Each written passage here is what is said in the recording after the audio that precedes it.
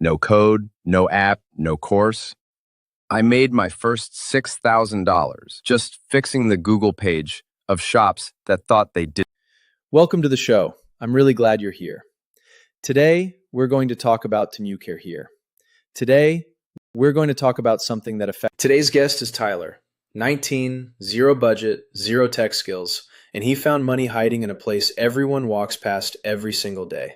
Let's get into it. So, let's dive right in. What's the most unexpected thing you've learned about yourself? There was this little pizza place 2 streets from my apartment. Amazing food, always packed on a Friday. But I searched them on my phone one night and nothing. Wrong hours, no photos, one review from 2019. And I thought, wait, how many people are giving up before they even walk in? So this wasn't some genius business plan. You were just annoyed at a bad search result. Honestly, yeah.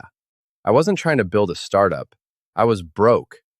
I'd failed the dropshipping gig, the crypto stuff, all the loud hustles. This was the quiet one. No. Let's hit the myth first. Most people think to make money online, you need to build something, an app, an audience, a product. What did you actually learn?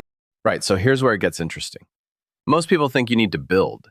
The truth is the money was in fixing something that already existed.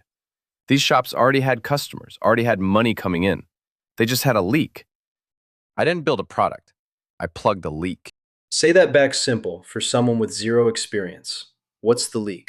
The leak is a real business that's basically invisible online. Wrong hours, no photos, no reviews, no directions. People search, get confused, and go to the competitor down the street.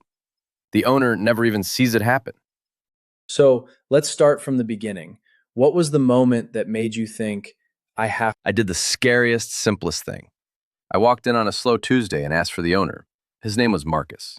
And I didn't pitch. I just showed him my phone.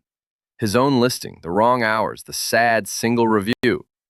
His face literally dropped. You showed him the pain before you offered the fix. That's the whole move, right? I think the biggest turning point was when I stopped trying to please everyone and started focusing on what I was truly passionate about. That's when everything. He goes, but we're open till 11. Exactly. So what did he pay you? First one, I was terrified, so I said 150. Cleaned up the listing, added real hours, took 20 good photos on my own phone, wrote the description, set up a little system to ask happy customers for reviews. Took me maybe an afternoon. So, let's cut to the chase. What's the one thing you wish you'd known? Let me make this super simple. 4 steps. 1. Find the invisible ones. Walk your own neighborhood. Search each shop on Google Maps. If the photos are bad or there's under 10 reviews, that's a target. 2. Screenshot the problem before you ever talk to them. The screenshot is your pitch. Love that. The proof is free. Keep going. 3. 3. Fix the free stuff first. Their Google business profile is free. Correct the hours, address, category, add real photos. Write a clear description. 4.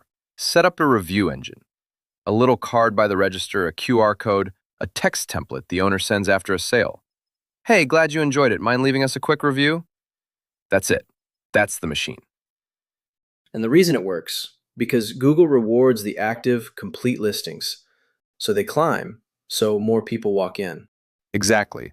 And here's the mistake most beginners make. They try to sell the shop a whole website, a logo, a fancy package. Nobody's asking for that. Sell the outcome. More people find you and walk in. And deliver the simple version first.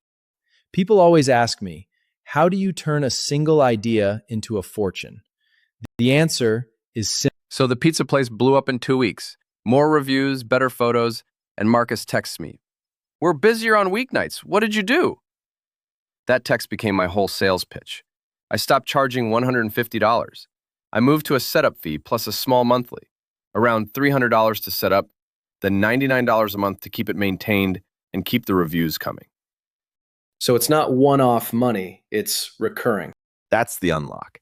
10 shops at $99 a month is basically $1,000 a month coming in while I sleep. Plus setup fees on new ones.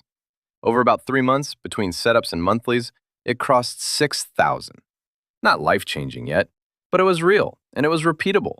So let's start with the beginning. What was the initial spark that led you? Oh, tons. For every Marcus, there were 3 owners who said, "We're fine, we get people by word of mouth. You just move on." It's a numbers game, and the market's basically every local street in the country. What did you waste time on early? What should people skip?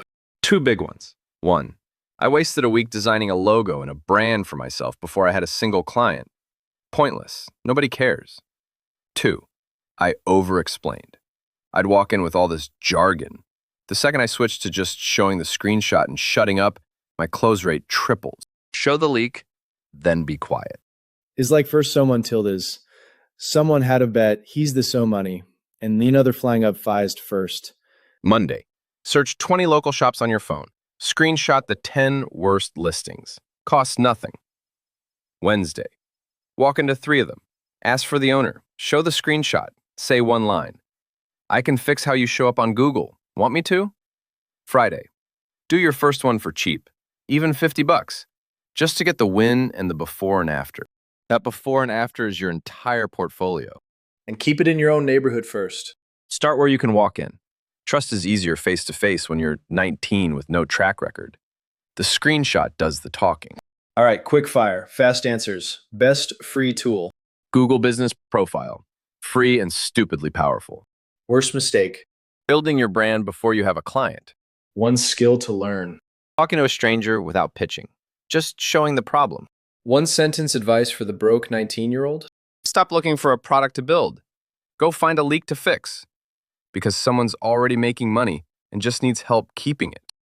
So let's dive into that. I think our audience is really going to find this. And that's the key, really. Stay curious, keep asking questions. That's it for this one. Thanks for watching. If you got some value out of it, hit that like button and subscribe. It genuinely helps the channel. Drop a comment if you want us to break down a specific hustle next. See you in the next one.